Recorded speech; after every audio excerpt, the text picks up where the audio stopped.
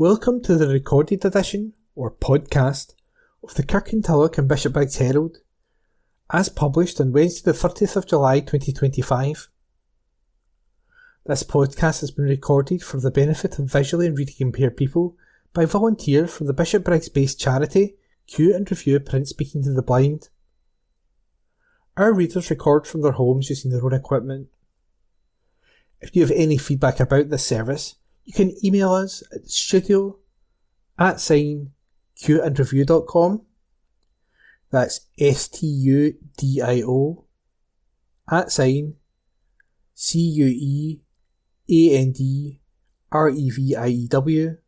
@cueandreview.com, or telephone 07598 846 694.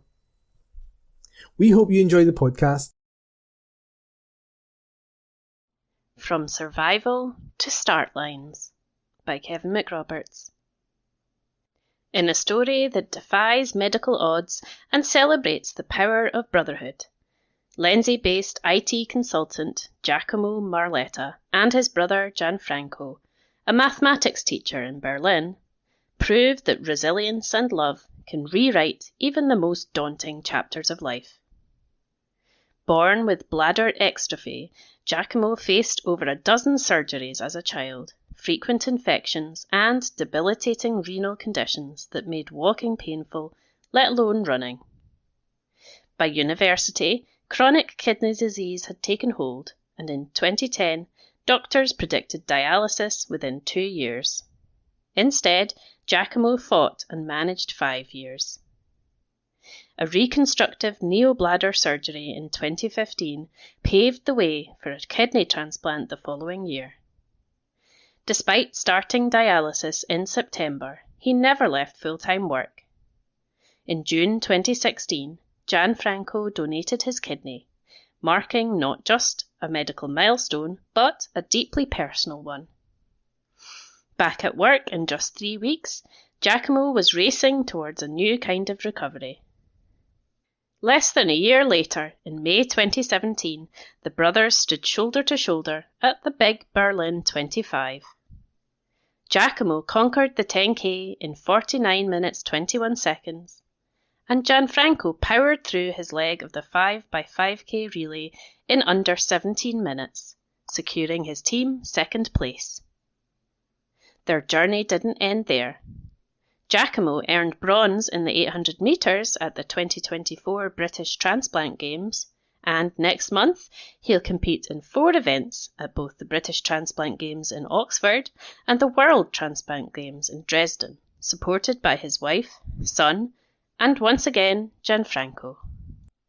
Giacomo said, "I count myself as lucky. Chronic kidney disease is often called a silent killer, because it frequently progresses without noticeable symptoms in its early stages, making early detection challenging. Born with renal complications, I was susceptible to frequent infections and have been under the watchful eye of the NHS ever since.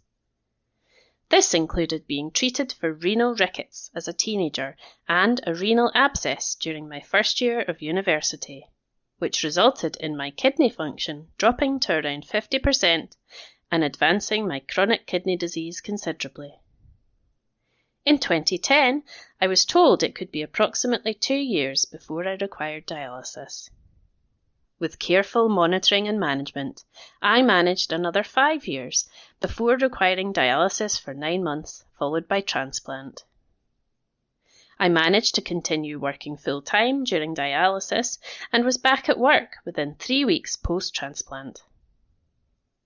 To help promote and celebrate the gift of life, Giacomo's wife Natalie is fundraising for Transplant Sport, the largest national charity promoting active recovery for transplant recipients and increasing awareness of the benefits of organ donation.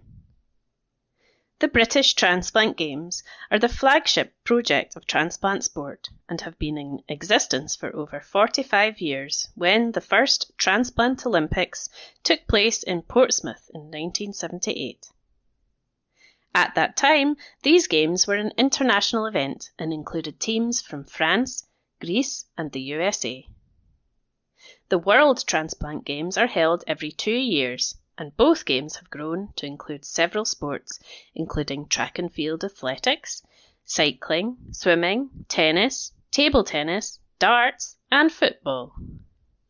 Giacomo said, "In 2024, I had the privilege of representing Team Glasgow at the British Transplant Games in Nottingham, winning a bronze medal in the 800 metres. However, my best memories from the Games were watching the very young children taking part and also the donor families who take an active part during the Games." To help raise funds for transplant sport, visit Natalie's fundraising page at justgiving.com/page/Natalie-Marletta-1. That article was written by Kevin McRoberts and it was read by Jahan. This Week in History. August the 2nd, 1969. The US Mariner unmanned spacecraft beamed the first pictures of Mars back to Earth. August the 3rd, 1977. Tandy Corporation released the TRS-80, one of the first personal computers available to the consumer market. On this day last year, Great Britain's men's 8 rowing team revealed their golden charge at Paris 2024 was inspired by videos from Team GB's Olympic winning crew at Sydney 24 years previously. August the 4th, 1978, Jeremy Thorpe, a former leader of the Liberal Party, was charged with conspiracy to murder Mr. Norman Scott. He was later cleared. On this day last year, Keir Starmer vowed rioters would regret engaging in far-right thuggery after a 6 day of escalating violence in England as the government announced emergency security for mosques amid the threat of further disorder. August 5th, 1958, the nuclear-powered submarine Nautilus completed its historic journey under the North Pole. August 6th, 1962, Jamaica gained independence after being a British colony for more than 300 years. On this day last year, Kamala Harris introduced Minnesota Governor Tim Walz as her running mate, turning to an affable long-term politician who Democrats hope will keep newfound party unity alive in a presidential campaign heading towards Election Day. And that was This Week in History, read by Ian. A Big Weekend of Music, a report by Kevin McRoberts.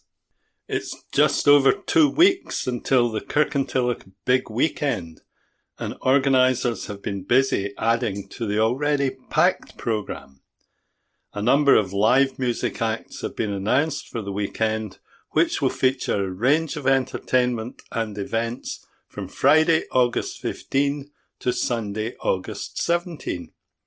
One that's sure to be popular is Wicked Entertainment's Taylor Swift tribute performer, who will no doubt have many singing along to hits such as Cruel Summer, Style, August, and Blank Space. Another performer lined up is Jimmy Steelsax. Jimmy has played sold-out shows across the UK, appeared on national TV and brought the sax sound to crowds everywhere, and now it's bringing it to Kirkintilloch Big Weekend. Also confirmed is the Wee Drams, a Glasgow-based covers band who will be performing classic hits, crowd pleasers, and the kind of set that they'll have a whole street joining in. Hosting the main stage on Saturday, August 16, will be David Farrell, probably best known from the radio on Heart Drive Time, or perhaps on the telly, presenting BBC Scotland's weekly entertainment news TV show The Edit. He'll be hyping up the crowd and making sure everyone has a great time. Set to be held in the heart of the town's Cowgate, Kirkintilloch Big Weekend will feature a lively fun fair, live performances, a classic car show, and a giant dinosaur experience that's sure to thrill younger visitors. There will also be market selling food and drinks, showcasing everything from artisan eats to street food favourites. Live music and entertainment will feature across the weekend, including dance displays and DJs creating a real summer festival vibe. Kirkintilloch Big Weekend is free to attend, with no tickets required, and is expected to draw thousands of visitors from across East Dunbartonshire, Glasgow and beyond.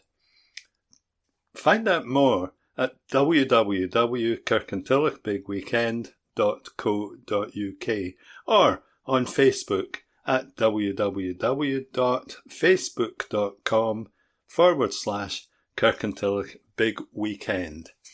That report was written by Kevin McRoberts and read by me, Nikki. Ground investigations at Park and Academy site. The author of this article is unattributed. Ground investigation works are underway at both Whitegates Park and within the Lindsay Academy School grounds at Myrtle Avenue. The council says the surveys in Whitegates Park are of a limited area of the site, causing minimal disruption to park users, and will be complete by Friday, August the 8th. The work involves manually digging small holes, each up to 1.2 metres deep, to collect 4 shallow soil samples. No heavy machinery is being used. Each borehole/trial pit has been sectioned off by fencing, which will be removed once the work is complete. All areas will be reinstated upon completion of each borehole/trial pit or gas monitoring dig with existing turf. Soil samples will be sent to a laboratory to understand and confirm the makeup of the ground. The survey results will then inform the design development and highlight any necessary ground treatments. The survey at Lindsay Academy consists of 12 window sample boreholes to a depth of 5 metres, installation of ground gas and groundwater monitoring wells, 8 machine dug trial pits, soak away, and in situ CBR, California bearing ratio, testing. This work will also be completed and the ground reinstated by Friday, August the 8th. The existing Lindsay Academy site will form a critical element of the planning process, with the council saying it will likely include some form of nature restoration in addition to leisure and recreation uses.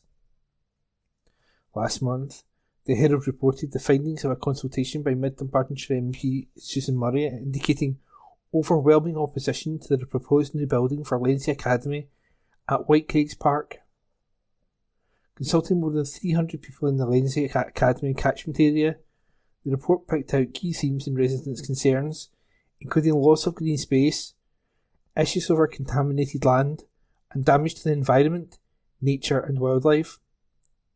However, others expressed the urgent need for a new school, calling for a focus on students ahead of park use. The author of that article is unattributed. It was read by me, Ian. Debbie Wins for Caring by Julie Curry. The first of the Provost's 6 Community Champions of 2025 has now been presented. Taking centre stage is the Caring Champion winner, Debbie Ritchie. After practising yoga for many years, Debbie wanted to share the calming effect it had on her life with her youngest son, who was born with cerebral palsy. She struggled to find a suitable yoga class locally, so decided to undertake training with Yoga and the Special Child in London. Seeing how yoga was benefiting her son, Debbie and Helen McGinn founded the charity Yogability in 2013 and began sharing their love of yoga with adults and children locally. Their ethos is that yoga should be accessible to everyone. Debbie and a group of volunteers provide free classes for adults and children with additional support needs and for carers across East Dunbartonshire. They also run mainstream classes on a donation basis. Debbie was nominated for this year's Provost's Caring Champion Award by Karen Albro, whose son Ben attends free yoga sessions with Yogability. Karen said, "Ben has profound learning disabilities and gets so much from his yoga classes with Debbie. He absolutely loves his sessions. He leaves so much calmer and relaxed. Debbie's incredible knowledge of how to move and manipulate Ben's body truly has such a positive effect on our whole family. We really can't thank Debbie enough for being so kind as to support our children in an activity that brings the kids a sense of calm, positivity, and achievement, particularly when she could be using that time to think of her own needs. Following yoga sessions, participants and their parents or carers are invited to have some refreshments. Karen added, "It's a wonderful opportunity for us to get to know and support one another. There are so few things I can do to say thank you, so I wanted to nominate Debbie for the Provost's Caring Champion Award. I am delighted her commitment to helping families in our community has been recognised. She thoroughly deserves this award." Provost Gillian Renwick and Deputy Provost Colette McDermott met Debbie at All Saints Church in Bearsden to present her certificate and quaich. Gillian said, "When sifting through the nominations for the Caring Champion Award, we were overwhelmed by the number of people living in our communities who dedicate so much time and energy helping others. Debbie spends hours every week organising classes, arranging venues and fundraising, as well as using her expertise in yoga to provide free, accessible classes, despite having caring responsibilities herself. She makes such a difference to the lives of those connected with Yogability. We were both delighted to present her with the Provost's Caring Champion Award for 2025. Debbie said yoga helps her cope with life's challenges. She added, "I absolutely love sharing the benefits of yoga with others and was touched to be nominated. However, Yogability is very much a team effort. Jane and all the other wonderful volunteers work very hard to make it the success it is." To find out more, visit yogabilityscotland.com. That article was written by Julie Curry. Pupils will be supported. A report by Julie Curry. A dedicated helpline will be offering expert advice to anyone receiving their higher, national and advanced results on Tuesday, August 5. The pupils in the East Dunbartonshire area and their parents and carers will be able to get support with their results through Skills Development Scotland's SDS Results Helpline, which opens from 8 a.m. on August 5. The SDS Results Helpline will once again be staffed by expert careers advisors to assist anyone who needs help with their options and next steps, providing impartial career information, advice and guidance.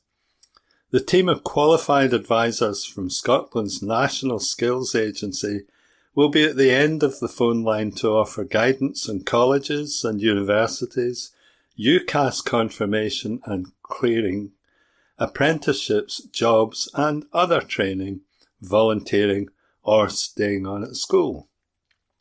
The numbers for the 2025 SDS Results Helpline is 0808 100 8000. It will be open on Tuesday, August 5 and Wednesday, August 6 from 8 a.m. to 8 p.m. and Thursday, August 7 and Friday, August 8 from 9 a.m. to 5 p.m. Dave McCallum, SDS Head of Career Information, Advice and Guidance Operations, said, "Our message for young people and their parents and carers as their results arrive is not to panic. Everything might seem overwhelming right now, but remember that this is just one step on their journey. Our experienced advisors are here to provide expert support and guidance, offering information on a wide range of options and opportunities. They're also trained to help young people recognise that they are more than their exam results, giving them the confidence to see their strengths and abilities beyond qualification." SDS advisor Erin Bartley is part of the Results Helpline team who will be taking calls from young people, parents and carers. She said, whether a young person didn't receive the results they were hoping for or they exceeded their expectations, we are here to help them navigate the next steps and make the best decisions for their future. The SDS Results Helpline has been going for 33 years and has helped tens of thousands of young Scots. There's also an SDS Careers Advisor linked to every secondary school in Scotland, with almost 250,000 school pupils from P7 to S6 receiving careers information, advice and guidance each year. Education Secretary Jenny Gilruth said, young people have so many different ways to achieve their qualifications, with many eagerly anticipating the results coming through next month. It is important that, no matter how they do, young people and their families have access to trusted and reliable information on potential next steps. This is what the advisors in the Skills Development Scotland helpline provide. I would encourage everyone looking for impartial and expert advice on the options available, whether that is in work, training or further study, to consider contacting the helpline. Young people and their parents or carers can also speak to an advisor at an SDS or community venue. Details of local venues are available on the website at www.skillsdevelopmentscotland.co.uk/contact-SDS. They can also visit Scotland's career information and advice website at www.myworldofwork.co.uk or speak directly to an SDS school-based careers advisor. That report was written by Julie Curry. Plan Shapes Up for Land by Julie Curry. Residents, community groups, landowners, businesses and organisations are being invited to help guide how land in East Dunbartonshire is used. The Council is preparing a new Local Development Plan, or LDP, to be known as LDP3. As part of this, it has launched a call for ideas and sites consultation. It was launched on Monday and will continue until Monday, September 15th.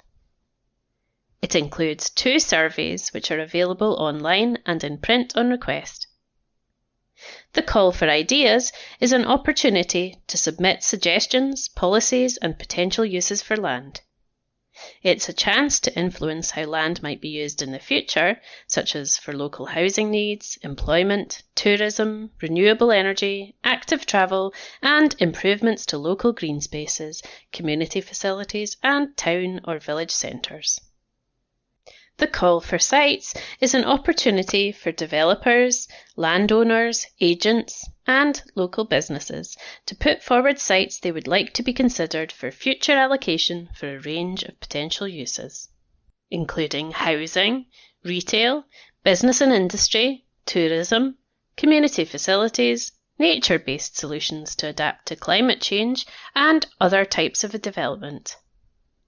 Sites can be submitted via the online survey form, with any additional supporting information to be emailed to development.plan@eastdunbarton.gov.uk.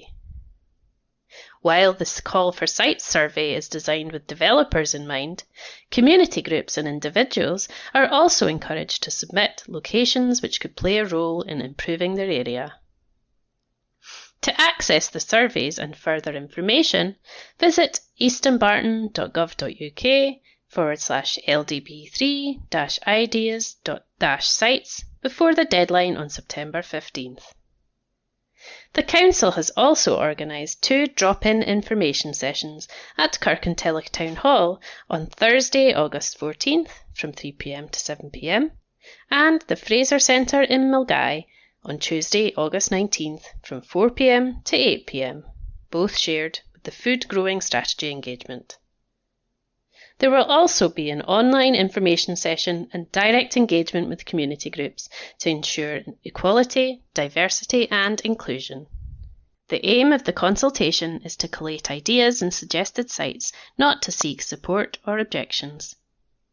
All of the surveys and submissions will be assessed to help form a proposed plan, which will then be the subject of public consultation.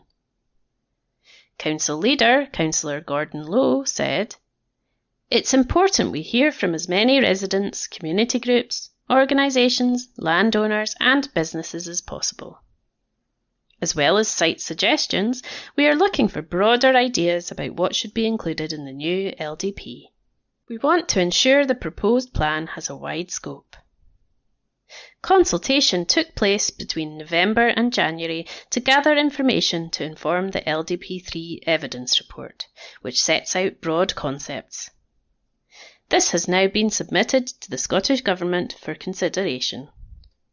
Responses given as part of this process will be taken into account in preparing the proposed plan, so there's no need to resubmit any comments previously made. That article was written by Julie Curry. Model for other areas to emulate. A report by Julie Curry. A unique trail has inspired 2 in every 5 tourists to visit one of Scotland's designated UNESCO sites, new findings have revealed. An evaluation of Scotland's UNESCO trail has been published by the country's national tourism organisation, Visit Scotland. It found the trail not only raised Scotland's profile as a holiday destination, but also as a global leader in promoting UNESCO values and responsible, sustainable tourism practices, with other countries inspired to create their own version. The evaluation reports that around 1 in 12, 8%, domestic visitors typically visit a UNESCO site while taking a holiday or short break in Scotland. This increases to around 1 in 6, 16%, for short-haul visitors and 1 in 4, 28%, for long-haul. Visitor surveys conducted in 2022 and 2023 found that around a quarter of visitors from key European markets were aware of the trail, rising to a third from the UK and North America. Between 31% and 46% of visitors stated the trail was an important factor in their decision to visit a UNESCO site. Launched as a digital trail in October 2021, and the first of its kind in the world, it includes all 13 of Scotland's UNESCO designated sites at the time, with 1 World Heritage Site and 2 further designations added since. Scotland was the first nation in the world to create the pioneering initiative developed through a unique partnership between the sites, Visit Scotland, the Scottish Government, the UK National Commission for UNESCO, Historic Environment Scotland, Nature Scot, and the National Trust for Scotland. Vicky Miller, Visit Scotland Chief Executive, said, "The UNESCO Trail was a major milestone in Scotland's responsible tourism ambitions. It helped support our work to encourage visitors to immerse themselves in our marvellous regions, ensuring the benefits of the visitor economy are felt across our communities. The trail encapsulates much of what makes Scotland a must-visit, must-return destination. It is our unique landscape, history, heritage and culture that keeps visitors coming back. These results show it has not only captured visitors' imagination, but helped develop new relationships between UNESCO sites and the wider tourism sector." Professor Anne Anderson, UK National Commission for UNESCO chairwoman, said, "The trail continues to resonate with UNESCO member states around the world who see this as a model to emulate.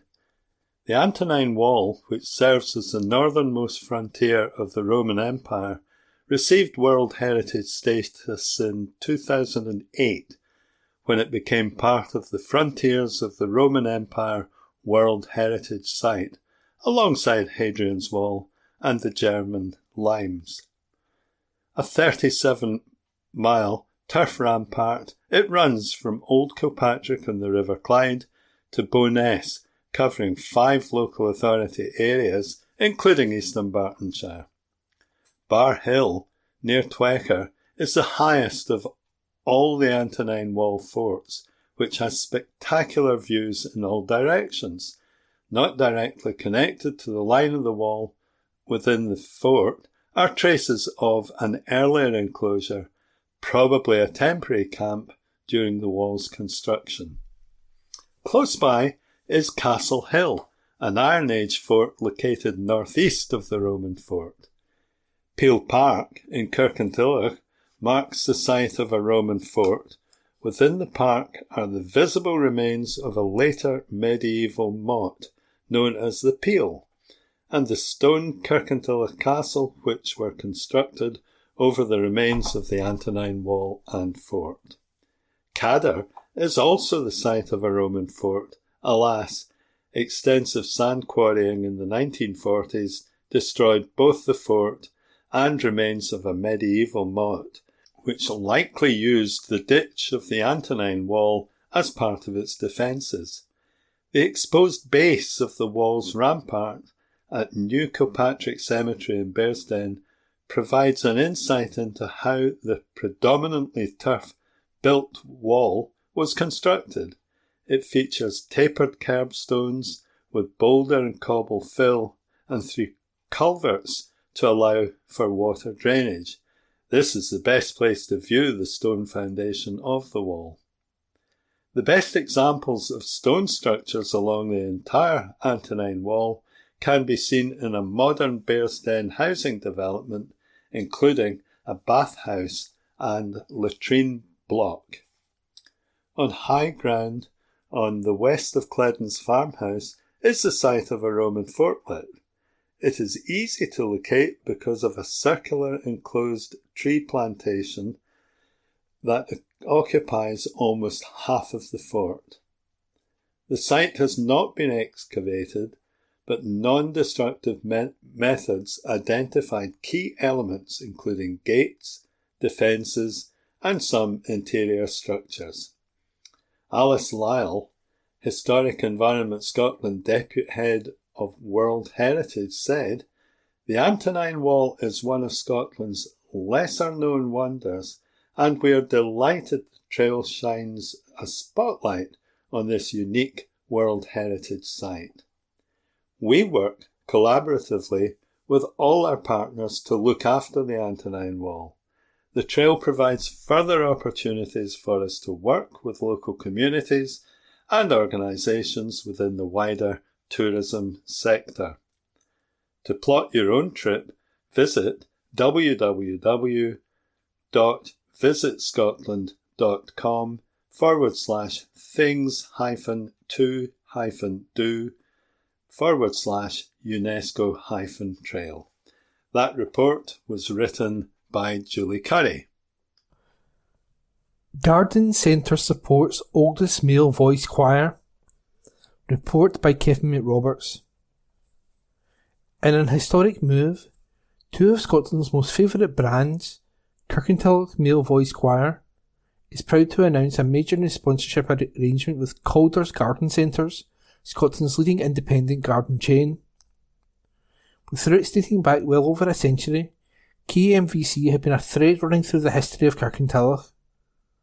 The choir has delighted audiences with performances locally and beyond. Now, with the support of Calder's, who operate 10 award-winning garden centres across Scotland, the 2 are to support each other, a move which will ensure continued success for the future. The choir's president, Andy Kemp, told the Kirkintilloch Herald, "This support from Calder's is not just about sponsorship, it's about sharing values. We both value our communities, our traditions and desire to grow. We are thrilled to have Calders with us as we continue to grow and share our music with audiences. The initiative will help KMVC's plans to encourage younger singers to join their ranks. Colin Barry, Managing Director of Calders, said, "We are delighted to be working with Kirkintilloch Male Voice Choir. Gardening and singing, what a great combination." Calders Garden Centres, founded in 1999, now has 10 garden centres throughout Scotland. They have an outstanding reputation for their family-run values and strong community connections. Kirkintilloch Male Voice Choir can trace its origins back to 1898 and is Scotland's oldest and longest running male voice choir. The choir will soon be on a short tour, singing in Carlisle Cathedral, Kendal in the Lake District, and Moffat. That report was written by Kevin McRoberts. Minister urged to end unfair nursery policy. Report by Kevin McRoberts. Urgent action is being demanded of the Scottish Government to end the unfair changes to nursery funding which will cost some households in East Dunbartonshire thousands of pounds. Adam Harley, the Scottish Liberal Democrats candidate for Strathkelvin and Bearsden in next year's Scottish Parliament elections, has called on the Scottish Government to guarantee national funding so that every child in Scotland is able to access a funded nursery place from the day after their third birthday, not months later depending on council policy. The move follows East Dunbartonshire Council's decision to delay eligibility for 1,140 hours of funded early learning and childcare until the start of the term after a child turns 3, rather than the day after their birthday as before. The policy shift, due to come into effect in August, means some children will miss out on up to 4 months of funded childcare, costing families thousands of pounds. Over 1,000 people have now signed a local petition calling for the council's decision to be reversed. The council has pointed out this new policy meets the statutory provision for 3-year-old children. So, Mr Harley has now written to Natalie Dawn Innes, Minister for Children and Young People, calling on the Scottish Government to guarantee national funding so that every child in Scotland is able to access a funded nursery place from the day after their third birthday. He said, "Families are being financially punished simply because of when their child was born. That's totally unfair. I previously called on the SNP-led East Dunbartonshire Council to reconsider this decision, but it's also up to the Scottish Government to step in and fund councils properly. We also need a change in government guidance to guarantee a fair deal for every child, no matter where they live or when they were born. Parents working hard to provide for their families deserve consistency and support, not nasty surprises. As a local parent myself, I'll keep fighting to put families first." The petition calling for the council to reverse the policy can be found at www.change.org. That report was written by Kevin McRoberts and read by Ian McKenna. Wednesday the 30th of July. Family announcements. Deaths. Graham, Mavis Ann, Nee Holland, at Edinburgh Royal Infirmary, 15th of July 2025, aged 78. Wife of David, mum to Fiona, Ailsa and Katrina, nanny to Poppy and Thomas, of North Berwick, formerly of Wolverhampton and Lenzie. Celebration of Life, Thursday 14th of August, Open Arms Hotel, Durlington, EH39 5EG, 1 to 4 p.m. All welcome. No flowers. Donations to MSF. And that's family announcements for this week. Climate activists gather for camp near Twecker. A report by Kevin McRoberts. Hundreds of activists gathered at a site near Twecker for the week-long annual Climate Camp Scotland. With the support and permission of local landowners, they erected marquees, tents, a field kitchen and compost toilets. Their aim was to provide a forum for discussion and education about the climate and ecological crisis and what to do about it. Concerns were also raised about the threat of the far right to climate change, with the camp coming at a time when Spain, France, England, Italy and Germany have reported their highest ever temperatures, contributing to hundreds of heat-related deaths across the continent. In Scotland, record temperatures contributed to months of wildfire threats across the country. Activists pointed to promises from Reform UK's Nigel Farage to scrap net zero, fast-track new oil and gas licences and introduce fracking in the UK. The activists also insisted that US President Donald Trump's visit to Scotland was an insult, given his track record of climate change denialism and fossil fuel obsession. Duncan, an organisation for the Stop Rosebank campaign, said, "The need to phase out fossil fuels has never been clearer, and we see extreme weather events happening all around us." Both the Labour government and the climate deniers around Nigel Farage must respect that. Our politicians need to prioritise what is best for the people and the planet, rather than prioritising the interests of the fossil fuel industry. The week-long camp also hosted workshops, talks and musical performances with groups in attendance, including Greenpeace, Friends of the Earth, Extinction Rebellion, Christian Climate Action and Stop Rosebank, all committed to non-violent protest and to leaving the place as they found it. There was a strong shared vision at the camp that it's not too late to prevent the worst damage, but there is great need to organise for real change at a systemic level. Ruth Dunster from Extinction Rebellion Highlands and Islands commented, "Climate camp is such a lovely, peaceful atmosphere to meet with like-minded folk. I feel less alone in caring about our planet when I come here and enjoyed seeing some of the wonderful people I've met in the environmental movement." That report was written by Kevin McRoberts. Wednesday the 30th of July. Kirkintilloch and Bishopbriggs Herald's letters page. Let's talk. Please send your letters via email to kirkyherald@jnscotland.co.uk. That's KIRKYHERALD @JNSCOTLAND.co.uk and write letters in the subject field. Please keep letters to a maximum of 300 words. Letters cannot be published without a name and postal address. Also include a daytime phone number if possible. We reserve the right to edit any letter. Town Hall Heroes. Sir, I was recently in the Town Hall in Kirkintilloch and was amazed at how beautiful it is. The lady working there told me it was almost demolished a few years ago and would have been if it wasn't for some amazing people who formed a committee and saved it. A massive well done to those people. We all should have done what they done and stood up for the community. They proved not all heroes wear capes. Yours, etc., Barry Briggs, by email. Health in the majority. Sir, recent reports have highlighted growing concern over the lack of uptake of vaccines for MMR and HPV. The data clearly shows a significant reduction amongst ethnic communities. Academics at Glasgow University, GU, have offered a number of hypotheses and theories.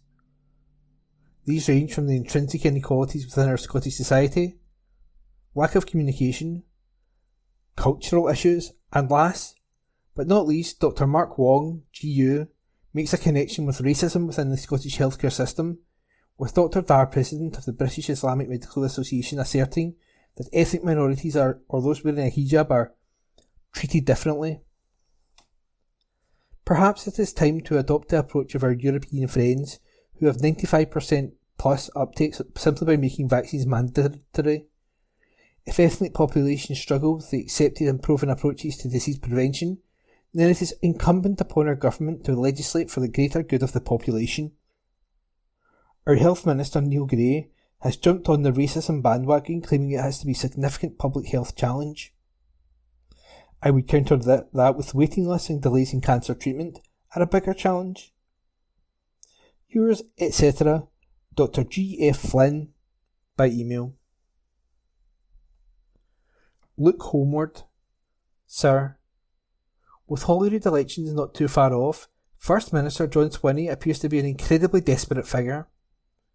In an attempt to stop nationalists deserting the SNP for Alba and the Greens, he tries to present his party as the natural choice for independence supporters, while glossing over the SNP's long-running failure to hold a second referendum, let alone win one. Overseas conflicts are always a useful way for governments to distract voters from domestic policy failure. And so, Swinney, even though foreign affairs are wholly reserved to Westminster, endlessly pontificates about the Middle Eastern conflict.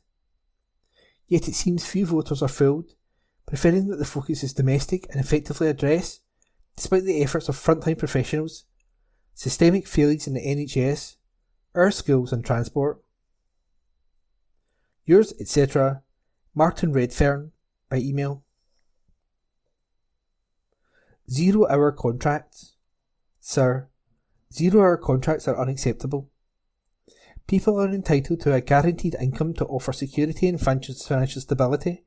Otherwise, uncertainty can negatively impact on physical and mental health. This also makes it a challenge to secure housing or access credit. That's why the government's new Employment Rights Bill is long overdue. It will give greater protections to workers. It's made through the House of Commons full of new rights to help working people.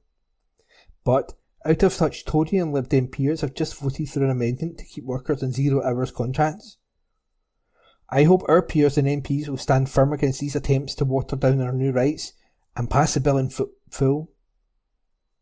Yours, etc., Anne-Marie McCardle, by email. Scotland's water. Sir, the claim by the UK Environmental Minister, Steve Reid, that pollution levels in Scotland are worse than they are in England beggars belief and requires an immediate apology. According to the latest report from the Independent Water Commission, IWC, Scotland has more waterways in good ecological condition compared to England and Wales. The final report from the IWC found that 66% of Scotland's water bodies were of good ecological status, compared with 16.1% in England and 29.9% in Wales. Indeed, 87% of Scotland's entire water environment is assessed by SEPA as having a high or good classification for water quality, up from 82% in 2014. In the post-truth world, by trying to undermine the case for public ownership of water, Mr. Reid has only created a furore that has served to highlight the benefits of this approach. Yours, etc., Alex Orr, by email. And that was this week's letters page, date Wednesday the 30th of July, read by me, Ian McKenna. Call to Rethink Mental Health Stereotypes, by Kevin McRoberts. Stigma continues to be a major barrier for people with experience of a mental illness, even facing stigma and lack of support from those closest to them. More than 9 in 10 people with experience of a mental illness say that they have faced stigma in relationships with family and friends. People in East Dunbartonshire can do their part and help change this. In the Scottish Mental Illness Stigma Study from CME and the Mental Health Foundation, 92% of respondents reported facing some frequency of stigma and discrimination from those closest to them in the previous 12 months. Recent headlines and views expressed by high-profile figures are contributing to the public stigma that surrounds mental health and mental illness, and CME, the National Programme to End Mental Health Stigma and Discrimination, is calling on people in East Dunbartonshire to rethink their attitudes and show greater support and understanding for those of us who experience poor mental health. Research has shown that stigma continues to prevent people from accessing support and pursuing everyday life experiences, such as anticipating people wouldn't want to be their friend or expecting romantic partners wouldn't want to have a family with them. Of those who said that stigma in relationships had the biggest impact on them, more than half, 54%, had avoided getting close to people to avoid rejection. See Me volunteer Tommy Kelly is backing the programme's call for change, saying that stigma from those closest to him has had a major impact on his life. Tommy shares how he is still faced with judgment from family when he publicly discusses his mental health journey, but says the benefits of sharing his story outweigh their reactions. When Tommy was first diagnosed with an eating disorder, his close family thought it was a threat. They believed I was trying to get attention from my dad because I had just lost my mum, he said. To this day, some still don't speak to me because I speak out in the media about mental health. They say I'm trying to portray myself as a victim. 3/4 of those who took part in the 2022 Scottish Mental Illness Stigma Survey, 75%, who identified relationships as having a major impact on them, say that they have been treated unfairly by family, while almost half, 49%, have been rejected or estranged. In recent months, stigmatising language relating to mental health and mental illness has started to emerge from senior public figures, including damaging comments around overdiagnosis of mental health problems and questioning if people really do need mental health support. See Me is calling on East Dunbartonshire residents to join them in addressing public stigma by making changes to their own behaviour and language around mental health and mental illness. Tommy said that although he knew his father came from a background where men don't speak about their problems, he was the one who offered Tommy the support to help him recover. He always used to say, "A man keeps his tears for his pillow," Tommy added. Even when I lost my mum, he never really spoke about things, and I never knew that my dad was also going through his own mental health struggles. When I opened up about my problems and slowly admitted that I had an eating disorder, he was the person that was there for me. I was worried about that because I thought, the way my dad is he going to turn away from me? My dad said to me, "I've lost my wife, I don't want to lose my son, and I love you. You can tell me anything and I'll be there to support you." And my dad always was. Tommy believes if he didn't have his dad at the time, he probably would never have recovered. His father persevered, visiting him in a hospital, and got Tommy the help he needed. When it comes to advising family and friends of someone who lives with a mental health condition, Tommy said listening and being non-judgmental can go a long way. You don't have to give them answers.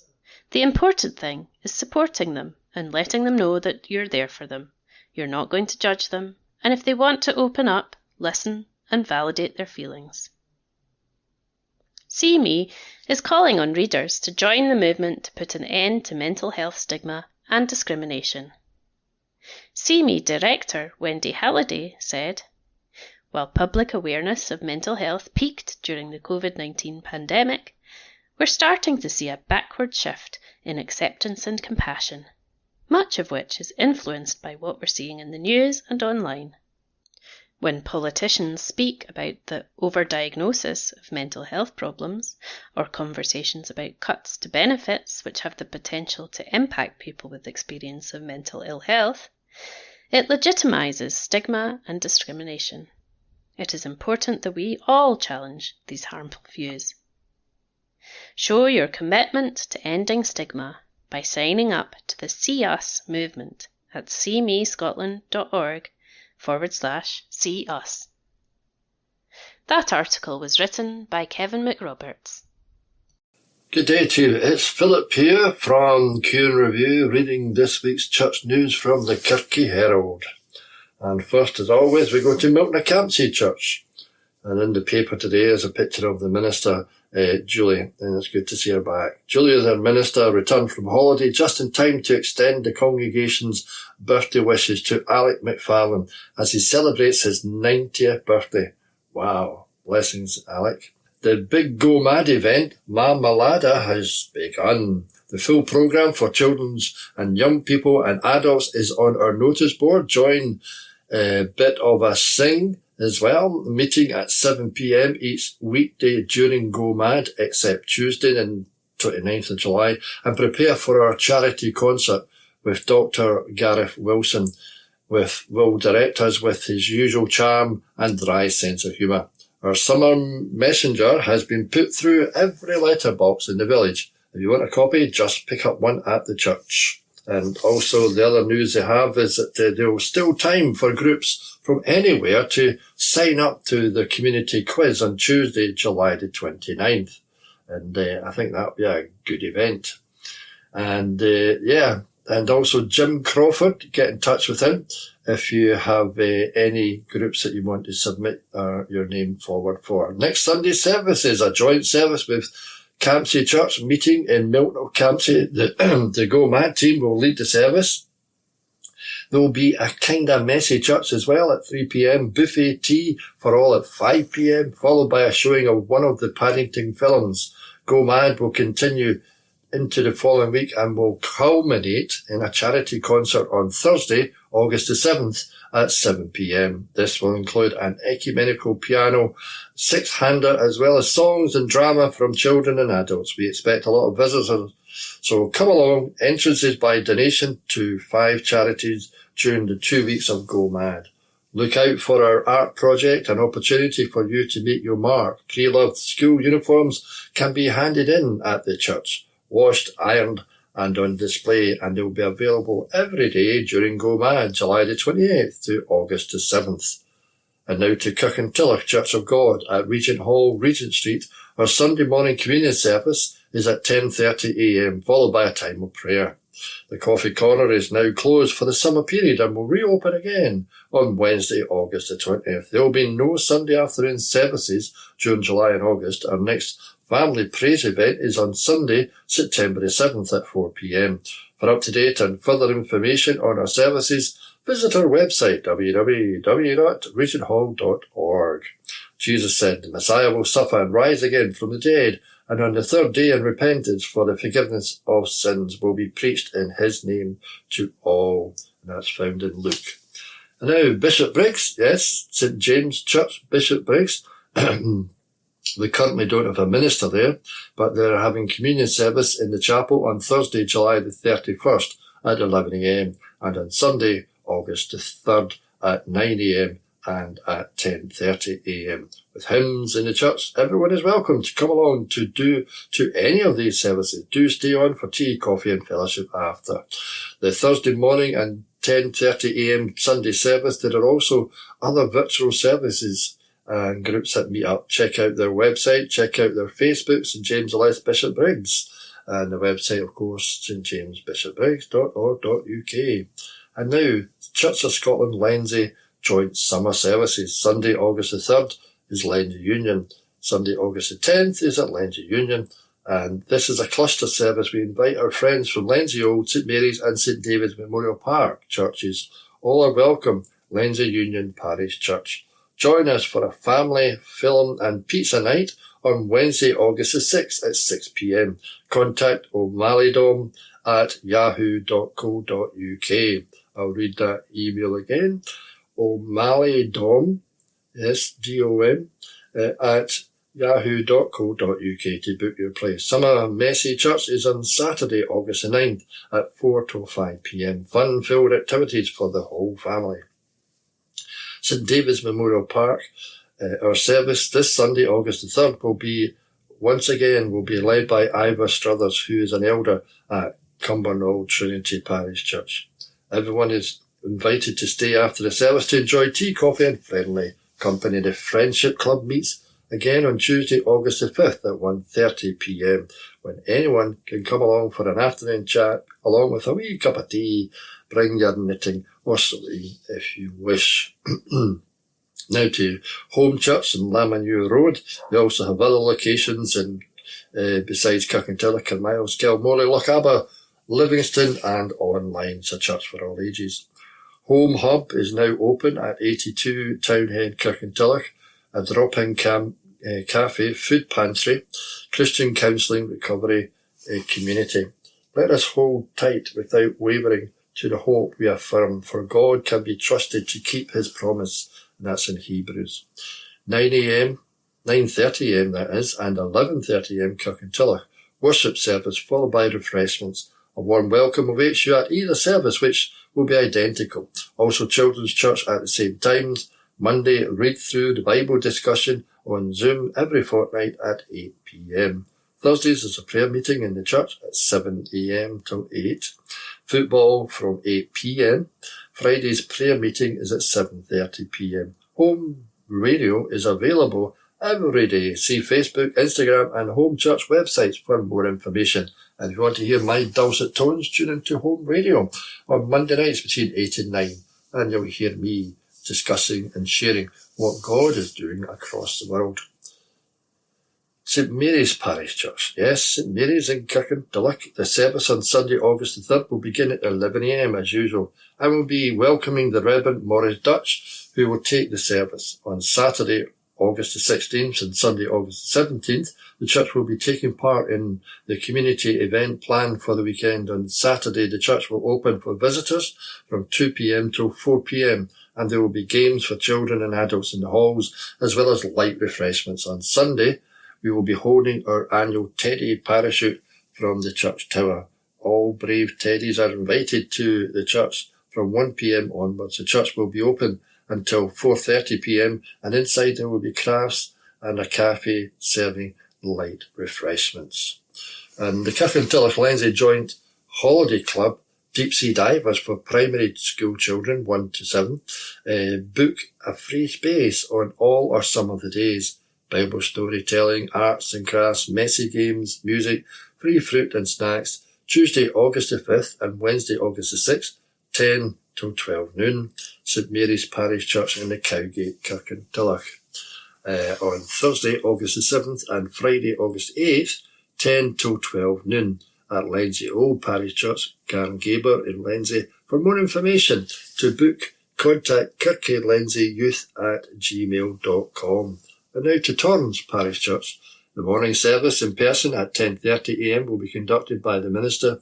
During the service, the youngsters meet together in Crest, Junior Church and Frog, Friends of God that is. To join the service online, click all the W's, Torrance Parish Church online.church. The cafe is open every Wednesday from 9 till 12 noon. For teas, coffees and delicious home baking. Why not come and taste for yourself? To find out about regular weekly activities, check out the website for what's on. That's all the W's, tpc.org.uk. So there you have it. Oh, let's not forget Springfield, Cambridge. On Sunday, August the 3rd, morning worship will be conducted by Ian Taylor in the sanctuary at 11 a.m. An offering will be taken during the service. Morning worship is also being live streamed on the Springfield Cambridge Church YouTube channel. A link to this can be found on their website and Facebook page, where up-to-date information about events and church organisations can also be found. There will be a vestry hour from 10 till 11 a.m. on Wednesday, July the 30th, for anyone who would like to speak with the minister, and there will be a short midweek service on Wednesday, July the 30th in the Cambridge Chapel from 11:10 to 11:30 a.m, followed by tea and coffee in the Hall of Fellowship. The Guild is inviting the congregation to join them in supporting the Eastern Bartonshire Food Bank and leave all your items there in the cupboard. All donations gladly accepted. A list of what's really especially looking for will be on the door. And tickets for the concert in aid of SAMH on Saturday, August the 16th, with Ewan Russell and Friends are now available. Price £10 or concessions at £6. Well, that's the church news for this week. Hope you're having a good week and enjoying the sun when it's out and enjoying the rain when it's raining as well. God bless you. And if you have any comments or any suggestions for me, just give us an email to Q and Review, and I'd love to read them out or reply to them. Thank you for listening. God bless you. Take care. Introducing Fergus, a charming 9-year-old Jack Russell. Mini dog with a big personality. Fergus has a big personality packed into a perfectly petite frame. Don't let his size fool you. This wee lad is full of classic terrier spirit and brings joy to everyone who is lucky enough to know him. A sensitive soul at heart, Fergus is all about the simple comforts in life. A peaceful corner to call his own, a garden bathed in sunshine, and his beloved nightlight when it's time to snooze. Fergus is looking for a calm, adult-only home. He loves experienced terrier fans who understand his need for independence, structure and patience as he settles in. No other pets, please, as Fergus prefers to keep the spotlight all to himself. Contact Dogs Trust West Calder on 01506 873 459 for more information. Wednesday the 30th of July. District News. Holyrood View. Support Scotland Loves Local Week by Rona Mackay MSP. Scotland Loves Local Week is fast approaching and a great reminder to us all to get behind the fantastic businesses who contribute so much to our community in Strathkelvin and Bearsden. Now in its third year, Loves Local Week begins on Saturday, August the 23rd, and the theme this year is People Make Places, a simple but effective message. Local initiative Kirkintilloch Business Improvement District, BID, deserves much praise for its excellent work to enhance the town's appeal and economic vitality. The non-profit organisation is made up of local businesses getting together to identify key priorities and pool resources to address them, ensuring mutual benefits for both them and the wider community. This year, BID is behind Kirkintilloch Big Weekend, a free family-friendly event taking place from Friday, August the 15th to Sunday, August the 17th in Kirkintilloch Town Centre. The weekend will feature a variety of activities, including live music, a fun fair, crafts, classic cars, a farmer's market and street food. It's bound to be a terrific family event with the bonus of supporting the businesses who help make the local area such a fantastic place to live and work. I was also delighted this month to put forward a motion to the Scottish Parliament to celebrate a landmark moment in Scotland's heritage regeneration journey.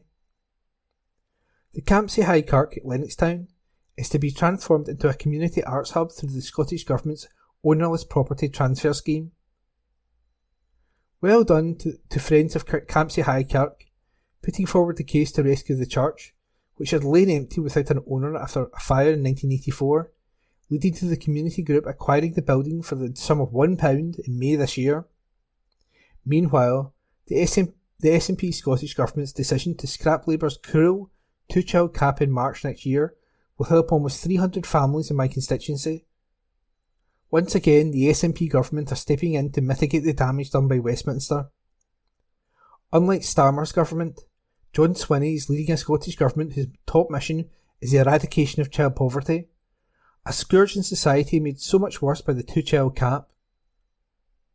As always, if you need any assistance, email rona.mackay.msp@parliament.scot.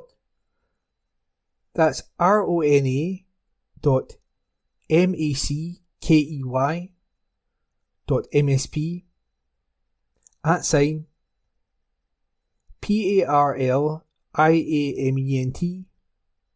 @parliament.scot. Motor neuron research. Leading Scottish motor neuron disease charity announces MND research learning events in football stadiums. MND Scotland is once again hosting free, interactive and educational local events focused on motor neuron disease research. The Lived Experience and Researcher Network, LEARN, organised by Scotland's MND charity, brings together people affected by motor neuron disease, MND, and local MND researchers. LEARN launched in 2023 when people with MND were invited to take tours of researchers' laboratories and provide useful feedback to improve engagement events for people with MND and researchers. This year, MND Scotland's research team will be returning to Glasgow, Aberdeen, Edinburgh, Dundee, and an additional new location in Dingwall, Scottish Highlands, to help build relationships between the researchers and people affected by MND and allow them to share knowledge and experiences. The events will take place in football stadiums across the country, thanks to the support from Celtic FC, Aberdeen FC, Ross County Football Club, Dundee United FC, and Heart Up and Lothian. On the day, attendees can expect to hear presentations from MND researchers, take part in open discussions with MND researchers and people affected by MND, participate in sessions facilitated to build relationships between attendees and researchers, and have opportunities to learn about current MND research. Motor neuron disease, MND, is a rapidly progressing terminal neurological illness which stops signals from the brain reaching the muscles. MND Scotland is the only charity in Scotland dedicated to directly supporting people living with motor neuron disease and their families and friends. There are around 480 people in Scotland currently living with MND. There is no cure or meaningful treatments. MND Scotland supports the idea that the input and viewpoints of those with lived experience are vital to help guide research. The informative and engaging events will explore the latest developments in MND research for those affected by motor neuron disease and hopes to build relationships between those with lived experience and researchers to make sure that research reflects the needs of people with or affected by MND. Event details, including information about parking, accessibility and how to register, can be found at here Thursday, September 11th, 2pm to 5pm, Celtic Park, Glasgow. Tuesday, September the 23rd, 2 to 5pm, Pittodrie Stadium. Tuesday, October the 7th, 2pm to 5pm, Tynecastle Park. Wednesday, October the 22nd, 2pm to 5pm, Tannadice Park. Thursday, October the 30th, 2pm to 5pm, Ross County, Dingwall. And that was this week's District News, read by Ian McKenna. Kirkintilloch Herald Sport. Speedway. SGP at Ashfield. Written by Phil Lanning. Read by Alan Todd. Ashfield Stadium could be set to stage the first ever Speedway Grand Prix, SGP, in Scotland, as a new addition to the calendar is being considered. The venue has already staged a GP Challenge and 2 GP qualifiers, along with an FIM World Under-21 Team Championship semi-final and an SGP2 qualifier earlier this season. Now, FIM track racing director Armando Castagna has given his approval for Ashfield to host what would be the biggest ever speedway meeting held north of the border. The club are likely to stage an SGP qualifier again in 2026, but it's clear an actual SGP is in the pipeline. Castagna said, "We had a meeting in Sweden recently discussing it. Of course I put Glasgow on the map. I know the Facena family owners very well. I know the possibility and the potential they have to make it happen. This is why I said we should think about Glasgow. I don't care when people say you can't have 2 SGPs in one country. That's nonsense. Glasgow is in Scotland and Manchester is in England. I've already promised Peter Facena we will go there next year with another big meeting, but in the future I would be happy for them to have a GP. The Glasgow track is very demanding and technical, but at GP level it's a track that would make a GP very interesting." Fans on the club's social media pages have expressed their excitement at this news. Danny Robertson wrote, "This should happen with the amount of investment in Glasgow and across the board in Speedway. It's nothing short of what's deserved. The track is also up there with the best in Europe." Kev Austin added, "Now that would be fantastic and reward for everyone at Glasgow Tigers." Tigers were in action over the weekend with a double header against Berwick Bandits on Friday and Saturday. There was a narrow win for the hosts at Ashfield before a much depleted Tigers side crossed the River Tweed the next day. Despite being without nearly half their time, the visitors were able to grab victory in the superheat and claim an aggregate point. Written by Phil Lanning, read by Alan Todd. Speedway. Tigers boss hails reserves as depleted side digs deep. Written by Phil Lanning, read by Alan Todd. Glasgow Tigers boss Cammy Brown hailed hero reserves Max Perry and Freddie Hodder after victory at Berwick Bandits on Saturday. Tigers went into the match at Sheffield, having secured a narrow 47-43 win at Ashfield the night before. However, in the space of 24 hours had lost nearly half their team, with Dan Thompson, Leon Flint and Village Nagel all in action at the European Under-24 team final in France. After it finished 45-45, Tigers grabbed a last-gasp 7-2 win in the superheat to claim the aggregate point. Chris Harris and Kyle Howarth both came from the back around the first two bends in the decider to snatch the glory. However, the vital scoring from Perry and Hodder throughout, with 9 and 7 respectively, was also the deciding factor. Brown said, "It's a massive result considering we were missing half our team. In the end, our experienced pair of Chris Harris and Kyle Howarth got the job done. They produced real grit and determination on the first bend in the superheat to force themselves in front. But the result is just as much down to our reserves, Freddie and Max, who produced a brilliant heat 14, to share the race and give us a chance to get the result. It was such a tricky night making sure we used the right riders in different races to manage to get the points in such difficult circumstances is very satisfying." Tigers are away to Redcar Bears on Friday and then host Scunthorpe Scorpions on Saturday. Written by Phil Lanning, read by Alan Todd. Pathway in full effect at Rossvale. Written by Brian Yule, read by Alan Todd. The player pathway was in full effect for Rossvale on Saturday as 4 members of last season's under-20 side were part of the squad for the season opener at BSC Glasgow.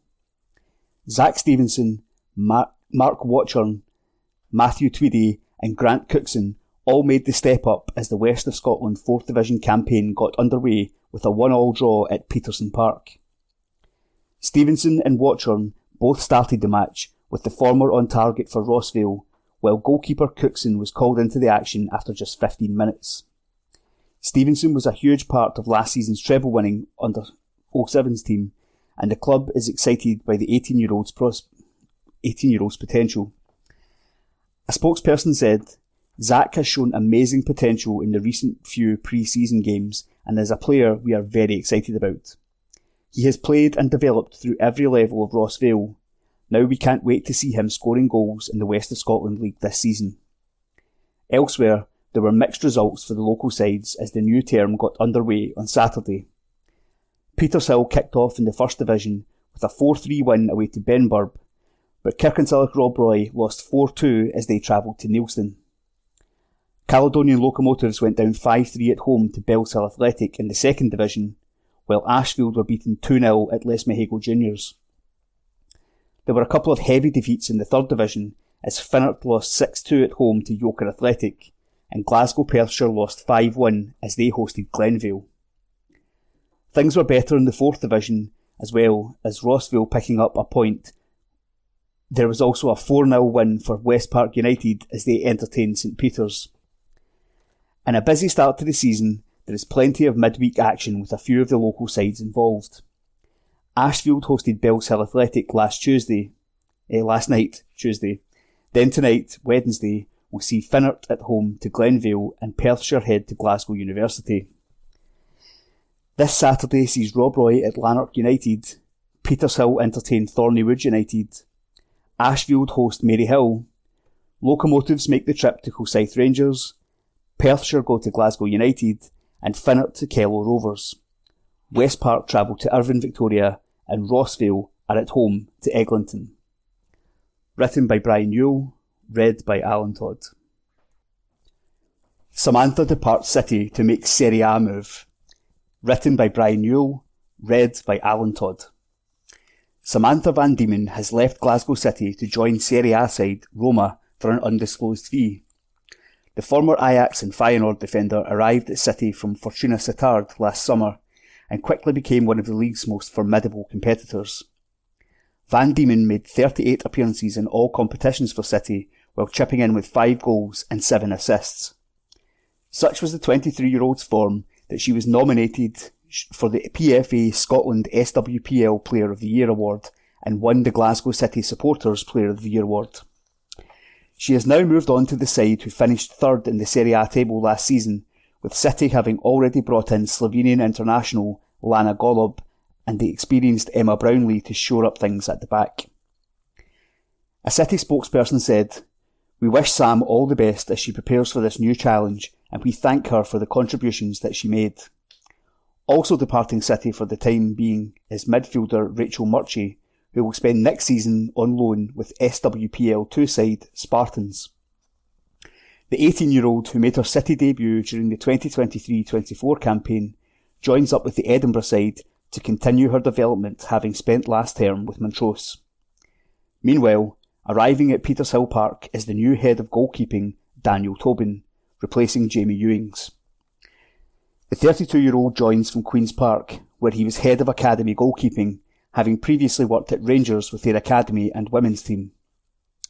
Tobin previously held academy coaching positions at Celtic and Hamilton Accies, and as a player was on the books at the likes of Airdrie United, Raith Rovers and Stranraer, as well as a number of West of Scotland league clubs. He told the club's website, "It was a really attractive prospect to me because of the club's history and what they stand for in terms of pioneering the women's game. I want to continue the work Jamie Ewings has done over the last 2 seasons. I'll support our goalkeepers and want to see them continue to develop and grow. I've won before at this level in the women's game, and I'm really looking forward to working towards bringing silverware back to this club." Written by Brian Newell, read by Alan Todd. Memories of winning the Scottish Cup. Uncredited. Read by Alan Todd. Former Glasgow City striker Kirsty Howat helped make the draw for the first 2 preliminary rounds of the men and women's Scottish Cups. Howat has lifted the trophy on 3 occasions, with City in 2019 and current side Rangers in 2024 and 2025. The 28-year-old grabbed a brace in this year's final in a 3-0 win over her old side. She said, "We'd obviously had a bad result a week before in losing the league to Hibs in the last day, so we had a point to prove. Great memories, and it was an amazing overall performance. It's definitely up there with one of the proudest moments of my career. Winning 2 years in a row at Hampden is a dream come true. It's a brilliant stadium, and hopefully we can keep building on the crowds." Howat was joined by former Falkirk, Celtic and Hibs defender John Hughes. After leading Falkirk to the final in 2009, he got his hands on the trophy as manager of Inverness Caledonian Thistle in 2015. Hughes said, "Getting to the final with Falkirk was amazing. I thought we were the better team, but Walter Smith and Ali McCoish knew how to get over the line. 6 years later against Falkirk, we were favourites, which was different, but it was just about embracing the day and making history. You could see what it meant to everyone, and it was an amazing thing for the community. I can't believe it was 10 years ago." West Park United were handed a bye to the second round of the women's competition, where they will host Harmony Row. Read by Alan Todd.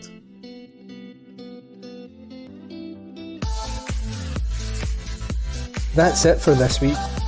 Thanks for listening to the Kirkintilloch and Bishopbriggs Herald podcast. Date Wednesday the 30th of July 2025. We'll have a new one out next Wednesday. Till then, best wishes.